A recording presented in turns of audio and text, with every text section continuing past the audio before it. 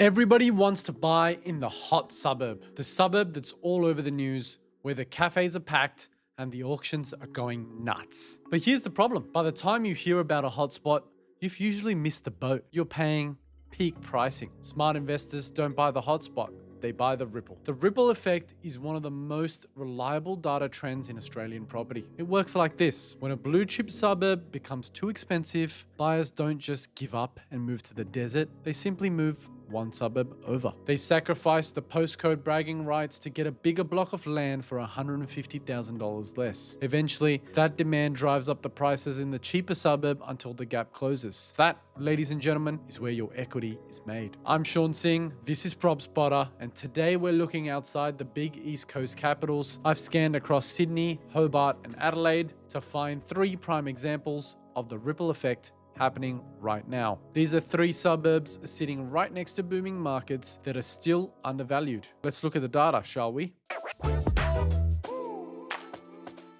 Number 1, our first stop is arguably the most interesting market in the country right now, Hobart. Everyone knows the story of Moona. 10 years ago, it was gritty. Today, it's the new town of Hobart. It has the arts centre, the breweries, the cafes. Prices have surged, and it's arguably out of reach for a lot of entry-level investors. But if you look just up the hill, you'll find the ripple opportunity in West Moona. While Moona has flattened out in terms of block sizes and increased equity, West Moona offers something its trendy neighbour can't: views and land. Here's why the data points to West Moona. The price gap. You're often looking at about $100,000 to $150,000 discount compared to a renovated house in Moona proper or Newtown. The product. You are getting 1960s and 1970s view weatherboard homes on massive sloping blocks with views of the Derwent River. The shift. As buyers get priced out of Lenah Valley and Moona, they're naturally pushed west. This is the classic gentrification gap. The coffee shops are already starting to migrate up the hill. If you want the Moona lifestyle, but you want a bigger block of land or view for less money, West Moona is the data-backed choice. Next, we're heading to another steady performer, Adelaide. The Adelaide market has been incredibly resilient, but the inner west has gone ballistic. Suburbs like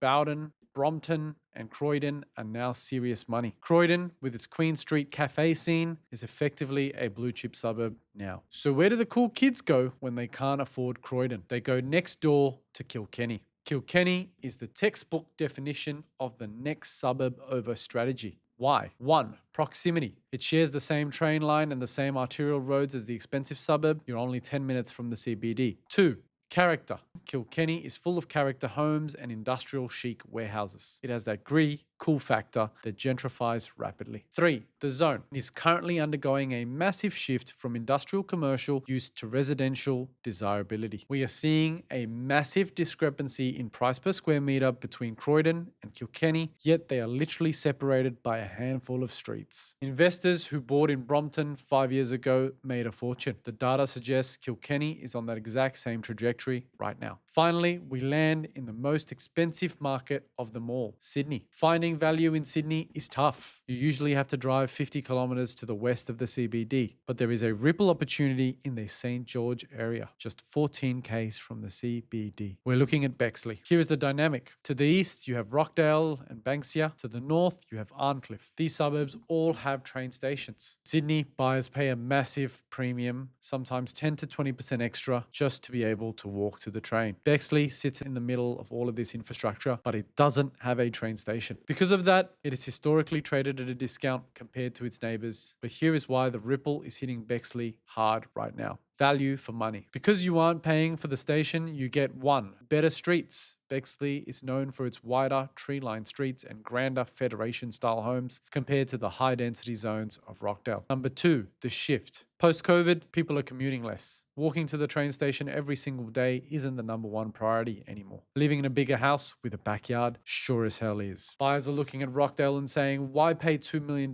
for a cramped block of land just to be near the station when I can pay $1.8 million in Bexley, get a lot more space, and just drive 3 minutes to the station? That transport premium is eroding, and Bexley is the beneficiary. It's the bridesmaid suburb that is finally getting the attention it deserves. So there you have it. Hobart, West Moonah, Adelaide, Kilkenny, and Sydney, Bexley. The lesson here just isn't about those three suburbs. It's about how you look at the map. Next time you hear about a booming suburb, don't follow the herd. Look for the suburb next door. Look for the price cliff. Look for the infrastructure connecting it all. If the gap is too big, the data generally says it will close. It's not a matter of if, it's a matter of when. And that is where you make your money. If you want to know more about these three suburbs, or if you're on a property investing journey yourself and want to bounce some ideas or consider using the PropSpotter service, feel free to book a call on our website at www.propspotter.com.au. I'm Sean Singh, and this is PropSpotter. Happy hunting.